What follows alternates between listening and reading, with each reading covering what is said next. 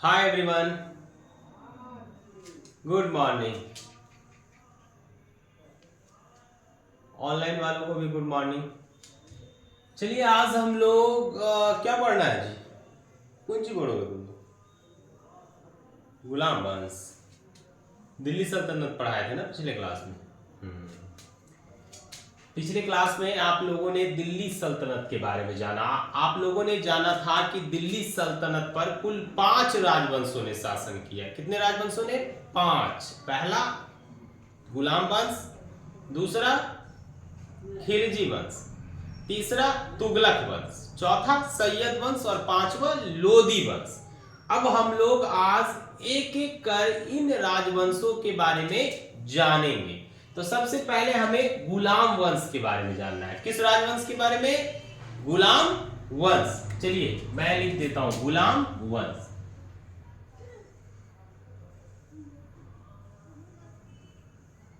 गुलाम वंश।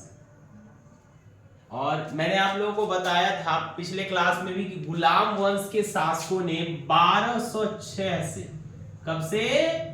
1206 से 1290 तक शासन किया। 1206 से 1290 ईस्वी तक। कब तक? कुल 84 वर्ष तक गुलाम वंश के शासकों ने भारत पर शासन किया था, जिसकी चर्चा मैं आप लोगों के समक्ष पिछले क्लास में भी कर चुका हूं।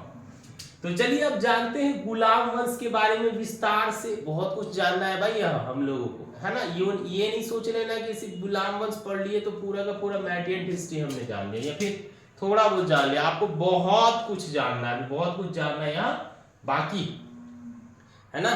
वो कहता है ना कि समुद्र से एक लोटा पानी निकाल लेना, तो वही मेडियन हिस्ट्री बिल्कुल उसी प्रकार का है। अगर आपके पास थोड़ा सा भी ज्ञान है तो समझिए कि वो समुद्र में एक लोटा जल के बराबर है। तो हम लोग गुलाम वंश के बारे में जान रहे हैं। गुलाम वंश के बारे में जब जानेंगे तो सब सर्वप्रथम हमें इस वंश के अन्य नामों को जानना है। कुछ ऐसे नाम है जिससे हम परिचित नहीं है, अन्य नाम। इस वंश के कुछ अन्य नाम भी है। कौन कौन से है वो अन्य नाम? सर्वप्रथम इस वंश को हम मामलुक वंश भी कहते हैं। क्या कहते हैं? मामलुक वंश। मामलुक वंश।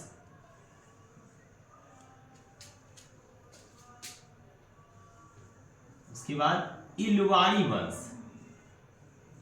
इलवारी वंश। अब सबसे पहला सवाल हमारा है कि भाई इस वंश को गुलाम वंश के नाम से क्यों जाना जाता है? आखिर क्या कारण होगा जिसके कारण इसे गुलाम वंश का नाम दिया गया? हमारे इतिहासकारों ने इस वंश को गुलाम वंश कहा। तो इसका सबसे पहला रीजन है कि इस वंश के जो ज्यादा से ज्यादा शासक हुए ना, वो किसी ना किसी के गुलाम थे। जैसे कुतुबुद्दीन ऐबक जो इस वंश का पहला शासक था, जिसने इस वंश की स्थापना की। आप लोग भी जान रहे हो ना जी, गुलाम वंश के संस्थापक कुतुबुद्दीन ऐबक। किसने स्थापना की थी गुलाम वंश की? कुतुबुद्दीन ऐबक। तो गुलाम वंश के पहले शासक जो थे कुतुबुद्दीन ऐबक, वो भी गुलाम थे। किसका गुलाम थे? तो मोहम्मद गौरी का। किसका? मोहम्मद गौरी का। और अभी बहुत कुछ जानना है, मैं एक एक करके बताऊंगा। सबसे पहले गुलाम वंश इसलिए कहा गया क्योंकि इस वंश के जो ज्यादातर शासक थे ना, वो किसी के गुलाम थे। दूसरा, इसको मामलुक वंश क्यों कहते हैं?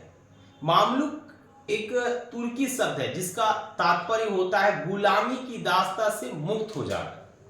जब यहाँ ये जो शासक थे, जो किसी न किसी के गुलाम थे, जब ये शासक बने तो शासक बनने के पूर्व ये जिसके गुलाम थे ना, उन्होंने इनको अपनी गुलामी की दास्ता से मुक्त कर दिया था। जैसे मोहम्मद गौरी ने मुक्त कर दिया अपनी गुलामी की दास्ता से। किसको? कुतुबुद्दीन ऐबक को। कुतुबुद्दीन ऐबक के गुलाम थे कौन? इल्तुतमिश, जिसने अब उसे अपना दामाद बनाया। कुतुबुद्दीन ऐबक ने इल्तुतमिश को क्या बनाया था? अपना दामाद बनाया था, है ना। जबकि वो पहले उसके गुलाम थे, ये याद रखना है। तो मामलुक वंश का तात्पर्य समझ में आ गया? समझे या नहीं समझे? ये आप कमेंट बॉक्स में बता सकते हैं कि भाई मेरे समझ में नहीं आया सर, आप कृपया करके दोबारा समझा दें। अगर नहीं समझ में आया हो तो इसके लिए आप हमें कमेंट कर सकते हैं, है ना। तो तीसरा है इलवारी वंश। कौन सा वंश? देखिए इलवारी शब्द ना किसी जाति को इंडिकेट करता है, हालांकि इस्लाम में जाति के लिए कहीं कोई स्थान नहीं है, लेकिन एक तुर्किस्तान में एक जो है जाति मौजूद होती है जिसको हम इलवारी तुर्क कहते हैं। क्या कहते हैं भाई? इलवारी तुर्क। तो उसी वही जो इलवारी तुर्क है ना, इस जो गुलाम वंश के कुछ शासक थे वह इलवारी तुर्क थे। क्या थे? इलवारी तुर्क जाति से संबंधित थे, इसलिए गुलाम वंश के शासकों को हम इलवारी तुर्क भी कहते हैं। हालांकि आपको यह याद रखना है कि गुलाम वंश के सभी शासक इलवारी तुर्क नहीं थे, कुछ शासक, इसलिए विद्वान लोग इसको इलवारी वंश के नाम से भी जानते हैं। चलिए भाई, मैंने आप तो इसके बारे, और ये तो आप पहले ही जान चुके कि इस वंश के शासक ने कब से कब तक शासन किया? 1206 से 1290 तक। 1206 से कब तक? 1290 तक। तो सर्वप्रथम अब हमें क्या जानना है? आगे हमें सर्वप्रथम जानना है कि इस वंश का पहला शासक कौन हुआ। बताओ तो आप लोग कि इस वंश का पहला शासक कौन हुआ? अभी मैंने बताया आप लोगों को, इस वंश के पहले शासक का नाम था, क्या नाम था जी? इस वंश के पहले शासक का नाम था कुतुबुद्दीन ऐबक। कुतुबुद्दीन ऐबक। इस वंश के पहले शासक का नाम क्या था? कुतुबुद्दीन ऐबक। देखिए कुतुबुद्दीन ऐबक जो थे ना, ये तुर्किस्तान के थे। कहां के थे? तुर्किस्तान। इनका जो जन्म स्थान था ना, जहां जन्म हुआ था उस जगह का नाम था तुर्किस्तान। क्या? तुर्किस्तान।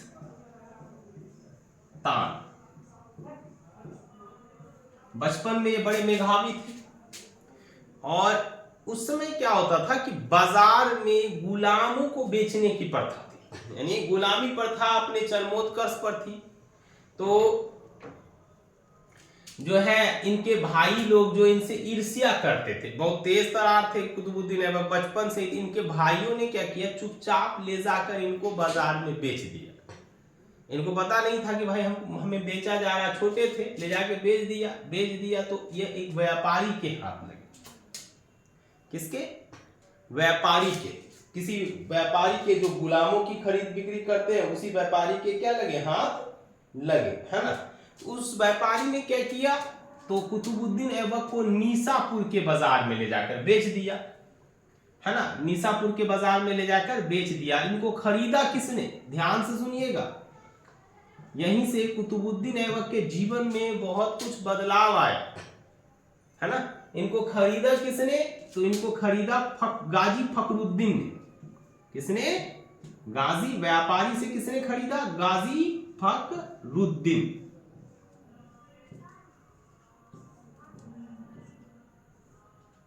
गाजी फखरुद्दीन ने इनको खरीद लिया। और जानते हैं, गाजी फखरुद्दीन ने इनको सिर्फ खरीदा नहीं, इनका लालन पालन किया, इनको पढ़ाया लिखाया, इनको संगीत की शिक्षा दी, यहां तक कि इनको कुरान की तालीम तक दी इन्होंने, है ना। जब कुरान पढ़ा करते थे ना ये कुतुबुद्दीन ऐबक, तो इतना मधुर स्वर में पढ़ते थे ना कि सुनने वाले आश्चर्यचकित हो जाते थे। इसलिए गाजी फखरुद्दीन ने इनको कुरान खवा कहा। क्या कहा? कुरान खवा। क्या नाम दिया जी? कुरान खवा। कुरान खवा की उपाधि दी। किसने दी ये कुरान खवा की उपाधि? गाजी फखरुद्दीन ने कुरान खवा ये उपाधि ने दी गाजी फखरुद्दीन ने। कुरान खवा कहा क्यों? क्योंकि ये कुरान का पाठ सुंदर लहजे में करते थे, बड़ी सुंदर वाणी से कुरान कहते थे। आप सभी जानते हैं कुरान जो है क्या है? इस्लाम धर्म का पवित्र धर्म ग्रंथ है। और हमें चाहिए कि हम हर किसी के, चाहे वो किसी भी धर्म से संबंधित हो, हमें किसी भी धर्म ग्रंथ का अपमान करने का अधिकार नहीं है। हमें हर किसी को बराबरी के दर्जे से देखना चाहिए। देखिए मैं एक ही बात कहूंगा, मैंने बचपन में ही सीखा था, बचपन में अपने गुरुओं से, अपने माता पिताओं से सीखा कि जैसा ना हम स्वयं के लिए पसंद करते हैं, नहीं अर्थात जैसा विचार हम खुद के लिए पसंद करते, मान लेते हैं कोई हमें गाली दे रहा है या हम किसी को गाली दे रहे हैं, हम किसी को गाली दे रहे हैं, तो नॉर्मली उसको गुस्सा आएगा।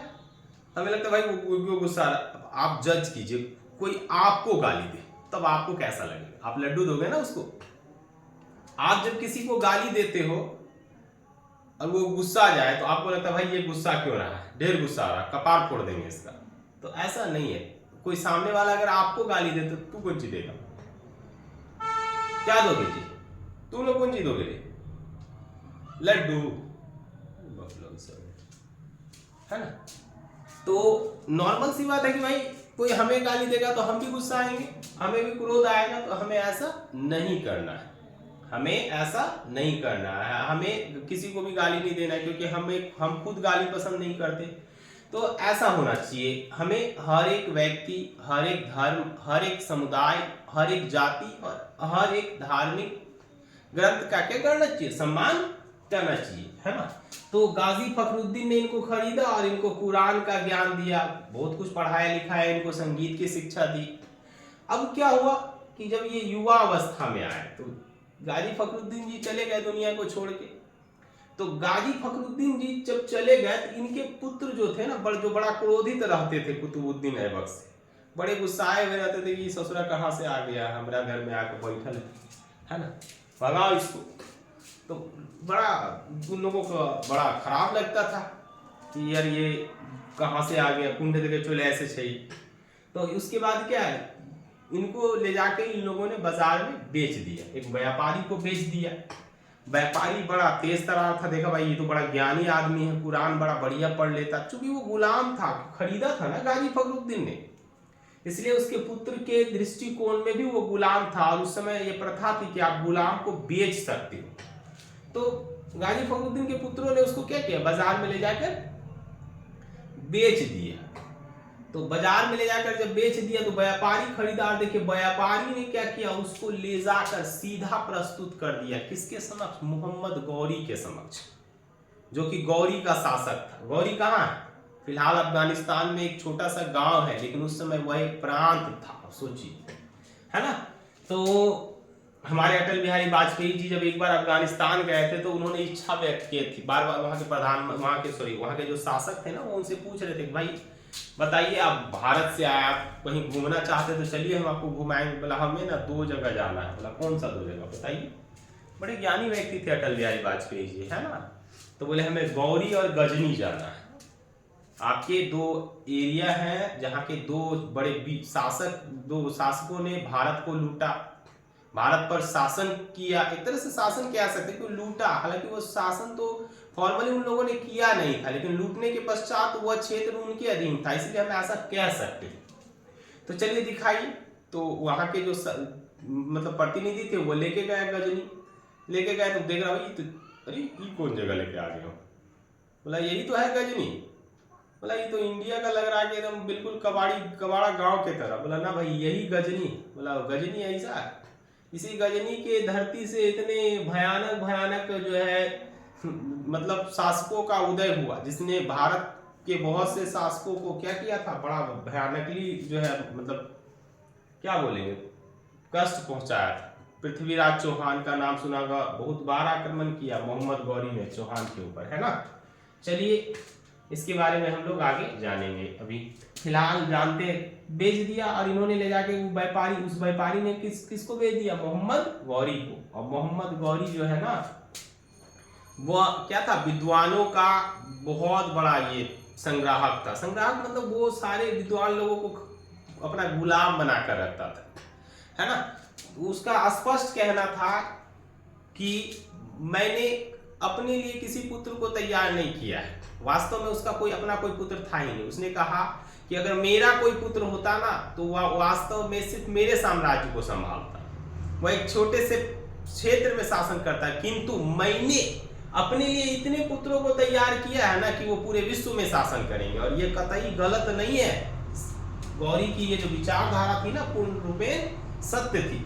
अब चलिए आगे जानते हैं। कुतुबुद्दीन ऐबक ने गौरी के बहुत से अभियानों में उसकी मदद की। सबसे पहला जो हेल्प था जो कुतुबुद्दीन ऐबक ने गौरी को दिया वो था 1192 में हुआ तराइन का दूसरा युद्ध।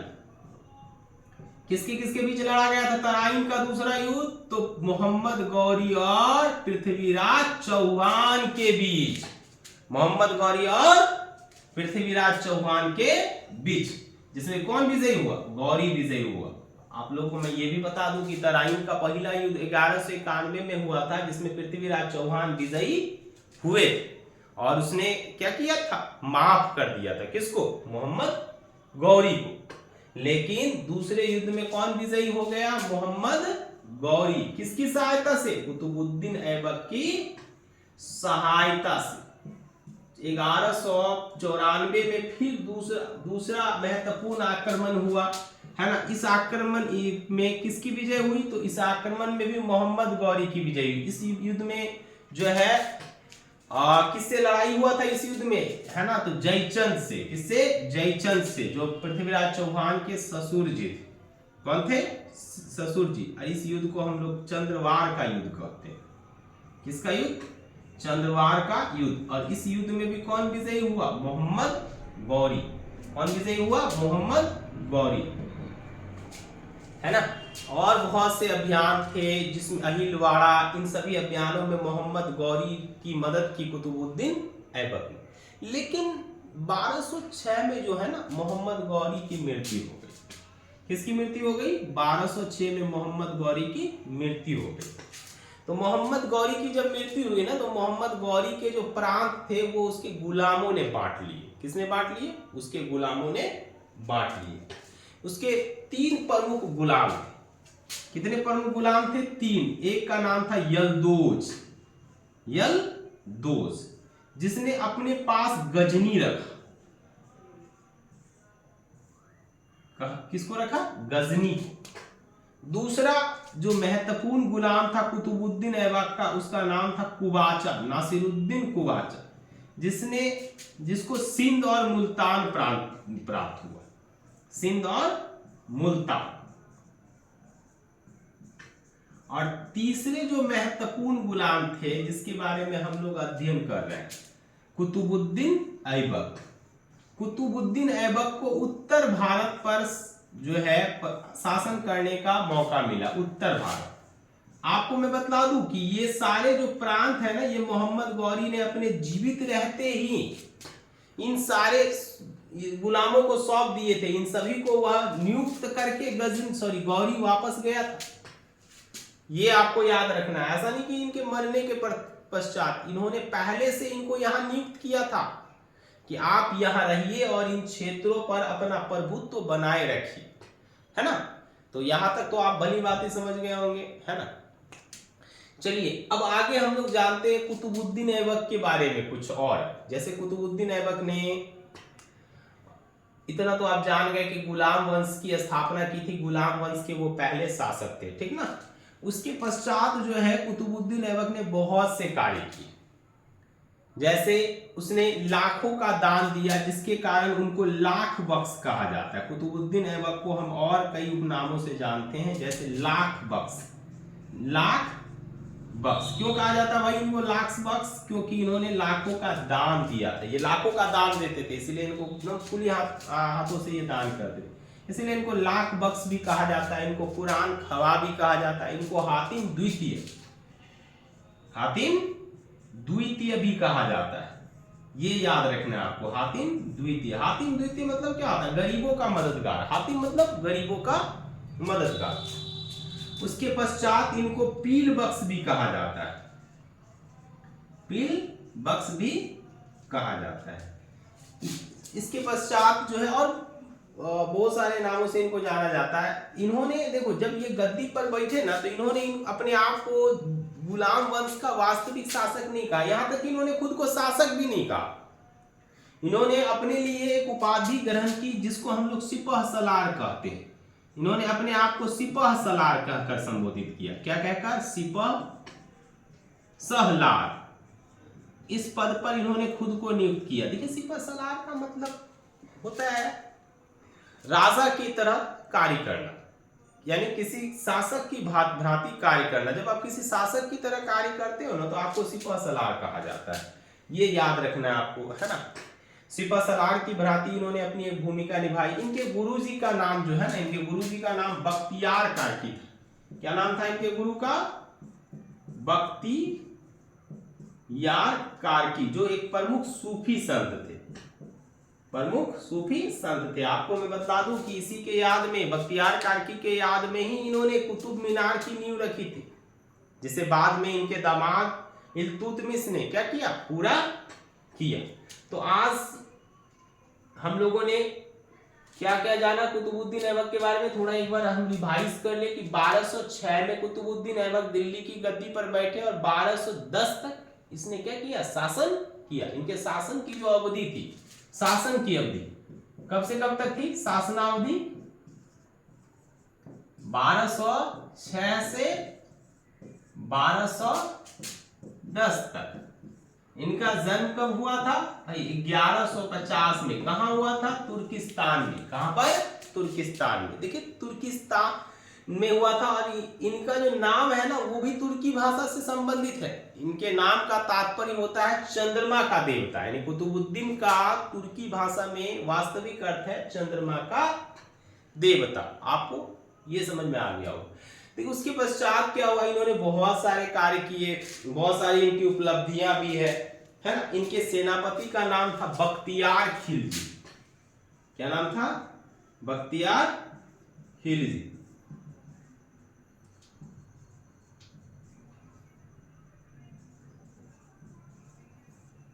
जिसके नाम पर बिहार में एक रेलवे स्टेशन है। आपने बख्तियारपुर का नाम सुना होगा, जिसका नामांकन बख्तियार खिलजी के नाम पर हुआ। ये वही बख्तियार खिलजी है जिसने नालंदा विश्वविद्यालय को क्या कर दिया था, विध्वंस कर दिया। और बिहार शरीफ में एक और विश्वविद्यालय थे, ओदंतपुरी विश्वविद्यालय, इसे भी नष्ट कर दिया। किसने, बख्तियार खिलजी ने। ओदंतपुरी विश्वविद्यालय को किसने समाप्त कर दिया, बख्तियार खिलजी ने, जो किसके सेनापति थे, कृष्णदेव राय की। देखिए उसके सॉरी कुतुबुद्दीन ऐबक, कहां कृष्णदेव राय में घुसे जा रहे हैं। तो कुतुबुद्दीन ऐबक ने के सेनापति बख्तियार खिलजी ने ओदंतपुरी विश्वविद्यालय, नालंदा विश्वविद्यालय, इन सबको क्या कर दिया, ध्वस्त कर दिया, पूरी तरह से बर्बाद कर दिया।